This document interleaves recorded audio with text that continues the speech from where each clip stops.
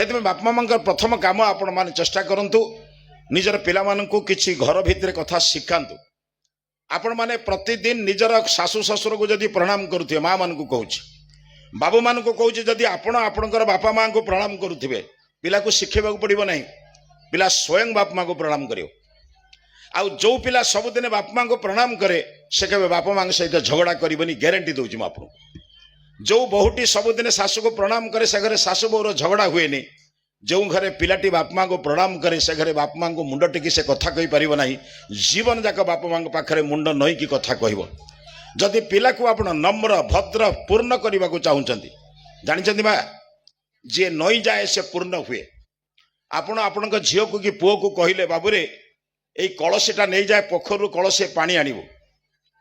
कलसीटा नईले पूर्ण हुए ना सीधा हेले पूर्ण हुए। नईले पूर्ण हुए सीधा हेले पूर्ण हुए ना।